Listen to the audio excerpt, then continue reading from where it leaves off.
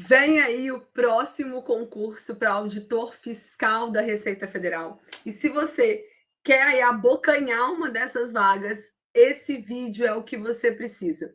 Se você está chegando agora, se você ainda não me conhece, seja muito bem-vindo, seja muito bem-vinda. Meu nome é Juliana Ávila, sou auditora fiscal aqui na Secretaria de Fazenda do Estado de São Paulo. Sou também mentora de concursos públicos e todas as terças e quintas tem um vídeo novinho aqui no canal para te ajudar a conquistar também a sua aprovação, o seu cargo de auditor fiscal. Já clica aqui embaixo, já curte esse vídeo, já me segue, já ativa as notificações, compartilha esse vídeo nos grupos de concurseiros que você faz parte e bora lá, vamos falar desse aí que vai ser com certeza um dos concursos mais concorridos desse último ano. Bora lá? Vou compartilhar a minha tela com você para a gente conversar um pouquinho a respeito do concurso para auditor fiscal da Receita Federal. Espera aí, vamos lá.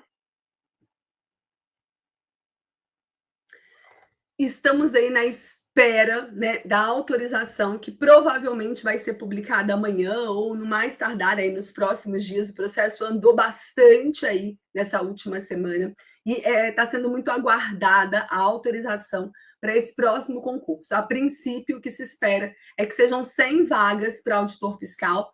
É bem provável que não tenhamos vaga para analistas nesse próximo concurso.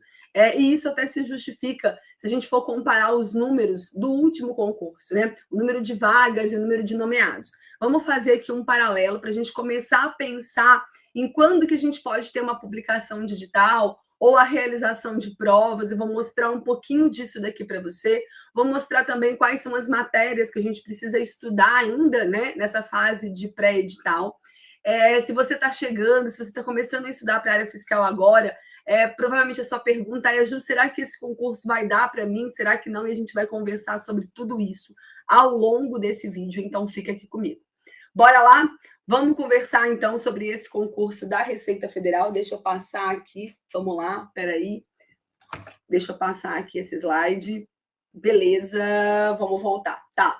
O que a gente tem, né? O último concurso para a Receita Federal aconteceu em 2023, né? E a autorização ela aconteceu mais ou menos nessa mesma época, tá? A gente teve a publicação da autorização no dia 13 de junho de 2022, né? A publicação do edital aconteceu 5 de dezembro. Então, se a gente seguir mais ou menos aí os mesmos tempos, é muito provável que a gente tenha a publicação do edital em dezembro desse ano. E isso está tudo muito certinho aí com que a gente tem, a regulamentação que a gente tem do decreto, que eu vou mostrar para você aqui. A gente tem um decreto, que é esse aqui, o decreto 9.739, de 28 de março de 2009, que regulamenta os concursos públicos no âmbito da administração pública federal. Então, esse decreto ele serve para concursos públicos do Executivo Federal. O que a gente tem aqui dentro desse decreto? Olha o artigo 40, ele fala o seguinte: na autorização do ministro de Estado da Economia para a realização de concurso público ou na manifestação de que trata o parágrafo 3º, será fixado um prazo não superior a 6 meses para o órgão ou entidade publicar o edital de abertura de inscrição para a realização do certame. Encerrado o prazo de que trata o caput sem abertura de concurso público, a autorização concedida pelo ministro de Estado da Economia ou a manifestação fica sem efeito. Então, se a gente tiver uma autorização acontecendo ainda nesse mês de junho, a gente tem julho, agosto, setembro, outubro, novembro, dezembro, a Receita precisa publicar esse edital até no máximo em dezembro. Isso significa que ela pode publicar em qualquer outro mês, até dezembro. E depois vem mais, o edital do concurso público, aí fala, né, será publicado integralmente em Diário Oficial com antecedência mínima de 4 meses da realização da primeira prova. E aqui cabe uma ressalva, né? A gente tem o parágrafo 2º que fala que esse prazo do inciso 1º, ou seja, esses 4 meses da publicação do edital até a realização da prova, ele pode ser reduzido por meio de ato motivado pelo ministro de Estado, permitida a subdelegação para secretário especial de desburocratização. Então, existe esse prazo de 4 meses para a realização da prova, mas esse prazo ele pode ser reduzido. O que significa que, né, em linhas gerais, se a gente tiver a publicação da autorização amanhã, a gente vai ter a publicação do edital até dezembro e as provas acontecendo até abril. Então, gente, esquece esse negócio de que, ai, será que a prova vai acontecer até no segundo semestre do ano que vem, no final do ano? Não, gente, não vai acontecer, tá? Essa prova acontece no máximo até abril do ano que vem, tá? Só se der alguma zebra e essa autorização que tá tudo certa para sair, não sair, tá? Mas isso é muito, muito difícil. Considerando que a autorização vai ser publicada ainda no mês de junho, a prova acontece no máximo até abril. Bom, e o que a gente pode esperar, então, desse edital, né? Se você está começando os estudos para a área fiscal, se você está namorando aí esse concurso da Receita Federal, mas de fato ainda não parou para estudar, talvez você pense assim, Ju, mas olha, a gente está em junho. Se essa prova acontecer em abril, é bastante tempo, né? É bastante tempo. Mas não é bastante tempo para a área fiscal, tá? Para a área fiscal, menos de um ano é muito, muito complicado, né? A gente vai conversar sobre isso, sobre essa questão de se vale a pena, se não vale a pena, para quem está chegando agora, como é que faz. A gente vai conversar um pouco sobre isso, mas você vai perceber que para chegar realmente redondinho num concurso desse, você precisaria já estar estudando há pelo menos um ano, tá? Para ter mais esse tempo aí de preparação e chegar realmente brigando por uma vaga, tá? Tem como a gente otimizar os estudos, tem como a gente encurtar algumas etapas? Pode ser que sim, depende muito de você, a gente vai falar, né, bastante sobre isso, depende muito do método que você vai usar, do material que você vai usar, das estratégias que você vai aplicar, do seu ponto de partida, mas eu quero que você já fique com essa cabeça, né, de que a preparação para a área fiscal é um projeto de médio, de longo prazo, tá? Vamos lá, então, vamos conversar aqui sobre o edital passado, né? O último concurso que a gente teve foi o primeiro concurso que a gente teve da Receita Federal, feito por outra banca, né? Antes a gente tinha aí a ESAF, a Escola de Administração Fazendária, era responsável pelos concursos da Receita Federal. O último foi organizado pela FGV. Não acho que a FGV organizará esse próximo concurso. A FGV está meio apagadinha, né? Andou se envolvendo aí com algumas coisas não muito legais, apesar, né, de que foi a banca do CNU, né, do último CNU, então pode ser que tenha aí alguma coisa, alguma chance, mas de qualquer forma a gente precisa estar com a mente um pouco mais aberta para que venha outra banca e organizar esse certame, tá?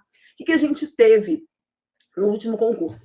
Se você pegar o último edital, você vai perceber que ele tem uma grande diferença do edital, por exemplo, dos editais que a gente vem acompanhando aí para fiscos estaduais, para Cefaz, né? Onde a gente tem muitas matérias, mais ou menos umas 20 disciplinas. Na Receita isso enxuga um pouquinho, não muito, mas enxuga um pouco. Só que a gente tem uma diferença grande de percentual de cobrança, né? A gente tem matérias, por exemplo, às vezes com 40 pontos e matérias com 3 pontos. Na Receita, pelo menos nesse último concurso, a gente não teve isso, tá? Quando a gente pega o último edital da ESAF, que foi esse aqui, a gente vê uma diferença maior aí entre peso das disciplinas, né? Por exemplo, a gente teria aqui direito tributário com 30 questões, enquanto a gente teria aqui raciocínio lógico com 10, tá? Mas mesmo assim, não chega a ser aquela diferença gritante que a gente tem, por exemplo, nas provas dos fiscos estaduais, tá? Aqui é um edital mais equilibrado. Percebe, por exemplo, que tanto a P1 quanto a P2 tiveram peso 1, né? E aí a gente tem, por exemplo, 10 questões de português, 8 de inglês, 8 de raciocínio lógico. Dentro de raciocínio lógico aqui, a gente não tem só raciocínio lógico, tá? A gente tem também uma parte grande de matemática básica, incluindo até conhecimento de geometria aqui dentro. Então, é um conteúdo bastante extenso dentro dessa parte de raciocínio lógico. Depois a gente tem 6 questões de estatística, 6 de economia e finanças, a gente tem 8 de administração geral, 8 de administração pública, 8 de auditoria, 8 de contabilidade geral e pública. Aí a gente vem com 10 questões de fluência de dados e depois a gente passa, então, para a prova de conhecimento específico, que é segunda prova, mas que também mantém mais ou menos ali a mesma quantidade de questões, o mesmo peso, com a diferença de que a gente vai ter, além disso, mais 2 questões abertas, discursivas, valendo 30 pontos, que vão versar sobre esses conhecimentos de conhecimento específico, né? Direito administrativo, 8, direito constitucional, 8, previdenciário, 8, tributário, 10, legislação tributária, 8, comércio internacional, 8, legislação aduaneira, 10. Então, a gente não tem aquela discrepância, né? Não tem aquela possibilidade de você deixar a matéria sem estudar, né? De você focar mais, por exemplo, naquelas matérias que são mais comuns da área fiscal e deixar algumas matérias de lado. Aqui, você precisa caminhar em todas as matérias. Claro que para conhecimento específico, você vai ter que dedicar uma atenção especial em função da prova discursiva, né, que vem depois, tá? Mas não dá para deixar a matéria de lado. Nesse edital de 2023, a gente teve 50% por prova, né, de mínimo, e não podia zerar nenhuma disciplina. Já no último edital que a gente teve da ESAF, que foi esse daqui de 2014, o mínimo já era 40% da prova. Então, olha, 20 questões de português, precisava acertar pelo menos 8, tá? Aí, aqui, por exemplo, ó, dentro de direito tributário, o mínimo era ainda maior. Olha o mínimo aqui, ó. Olha o mínimo. 15 de direito tributário, precisava acertar 12. 10 de auditoria, precisava acertar 8. 20 de avançada, aqui, ó, no conhecimento específico 2, o mínimo era de 80%. Aqui no Conhecimentos Gerais, a gente tinha mínimo de 4 com peso 1, né? Mínimo de 40% com peso 1. Aqui no Conhecimento Específico 2, a gente tinha mínimo de 80% e peso 2, tá? Então, aqui, essas matérias aqui, elas tinham realmente uma participação maior. E você vê que, por exemplo, constitucional e administrativo, que no último edital entrou como conhecimento específico, no edital anterior, eles eram conhecimento geral, tá? E a auditoria vinha para conhecimento específico. Então, a gente não tem aí como saber o que vai acontecer, né, nesse próximo concurso. O que a gente sabe é que essas disciplinas provavelmente, né, continuarão sendo cobradas, então você vai precisar se dedicar a elas. E aí, agora, a gente começa numa parte mais estratégica do nosso vídeo, que é justamente te explicar, deixa eu até remover aqui, como que a gente faz, né, para estudar para esse concurso da Receita Federal, tá? Se você já vem estudando para a área fiscal, nesse momento, né, muito provavelmente, você vai precisar escolher se você segue estudando ali para os fiscos estaduais e municipais ou se você direciona a sua preparação, o seu foco para a Receita Federal, tá? E aí você pode pensar assim, Ju, mas não dá para conciliar? Depende. Se você já está muito afiado, se você já finalizou as matérias em comum ali, se você já está muito bem nessas matérias que são comuns, né, a parte de exatas, matemática, financeira e estatística, português, economia, a parte dos direitos constitucional, do direito administrativo, direito tributário, reforma tributária, contabilidade geral avançada e de custos, auditoria, TI. Se você está muito bem nessas matérias, e presta atenção, eu estou falando se você está muito bem. Não é se você já viu esse conteúdo, porque às vezes acontece a pessoa falar, eu já vi tudo, né? Mas viu de qualquer jeito, né? Viu igual o nariz, né? Passou de qualquer jeito, não se preocupou em reter as informações, não fazia revisões periódicas, não resolveu milhares de questões, ou seja, viu tudo, mas não sabe nada. Aí não adianta, tá? Agora, se você realmente formou uma base sólida dessas matérias que são incomuns, e dependendo da sua carga horária para se dedicar a esses concursos, pode até ser que você consiga aí conciliar, levar a preparação para fiscos estaduais e para a Receita Federal. Se não é o seu caso, se ainda falta muito nessas matérias, é importante que você agora, né, pense a respeito, tome a sua decisão e foque ou no concurso da Receita Federal ou nos fiscos estaduais, porque você percebe que a dinâmica é diferente, né? Mesmo que as matérias elas sejam parecidas, a gente tem matérias que são específicas da Receita Federal, como, por exemplo, uma parte pesada ali de administração geral e pública, como, por exemplo, a parte da matemática básica que veio, direito previdenciário, legislação aduaneira, comércio internacional, tudo isso é específico da Receita Federal e são matérias importantes que não dá para deixar de lado. Por outro lado, dentro dos fiscos, inglês, né? Por outro lado, dentro dos fiscos estaduais, a gente tem o que? A legislação tributária estadual, que também é uma matéria grande. A gente ainda tem, normalmente, nos fiscos estaduais, a cobrança de civil, empresarial e penal, né? A gente tem outros conteúdos que entram, eles têm cobrado agora direito financeiro. Então, tudo isso acaba que aumenta muito o volume de conteúdo que você precisa estudar. E se você ainda está muito no início, se você ainda não formou essa base sólida nas matérias iniciais, se a sua carga horária não é uma carga horária tão grande assim, a decisão mais estratégica é realmente você escolher um dos dois. E eu vou deixar um vídeo aqui ou aqui, né, para você, um vídeo que eu gravei tem mais ou menos umas 2 semanas, falando justamente sobre isso, né? Sobre Receita Federal ou fiscos estaduais e municipais, o que a gente pode levar em consideração no momento para poder tomar uma decisão, para poder fazer uma escolha mais estratégica. O que eu passei batido aqui, mas que eu queria mostrar para vocês, vamos voltar aqui, ó.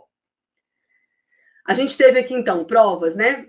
Em março, 19 de março, no concurso de 2023, nós tivemos 230 vagas para auditor, 469 para analista. Mas dá só... Deixa eu compartilhar aqui que eu deixei. Peraí, vamos lá, vamos colocar esse aqui, ó.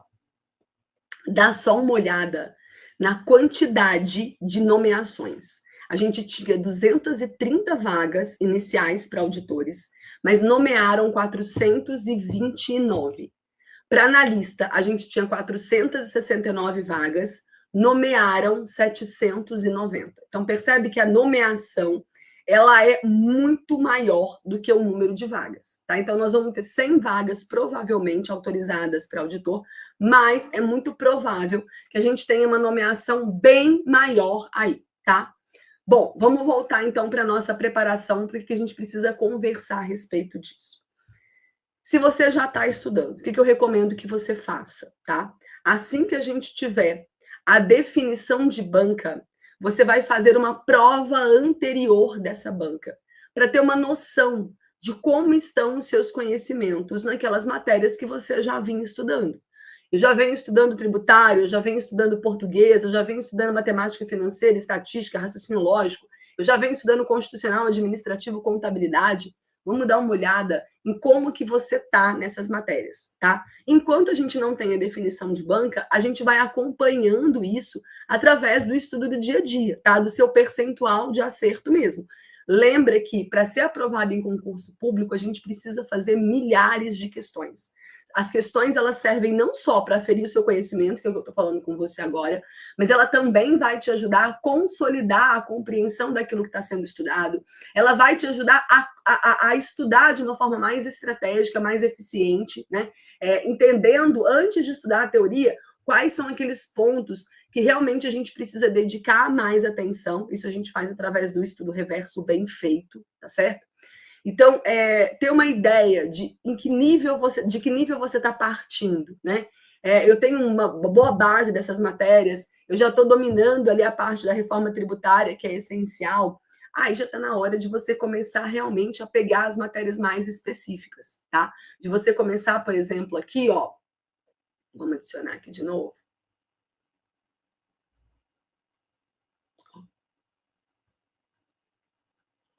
De você começar, por exemplo, aqui, ó, a já se preocupar com comércio internacional, com legislação aduaneira, com legislação tributária, tá? Mas para isso, a gente já precisa ter estudado, feito uma base ali de constitucional, de direito tributário, tá certo? Agora, se você me perguntar assim, Ju, olha, eu estou no começo, eu acabei de descobrir a área fiscal agora, eu acabei de ouvir falar da Receita Federal, e eu quero muito fazer esse concurso.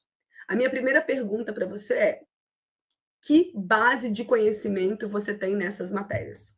Eu nunca estudei. Sou igual a você, sou da área da saúde, né? Para quem não sabe, eu sou farmacêutica, tá? Então, eu sou igual a você, sou da área da saúde.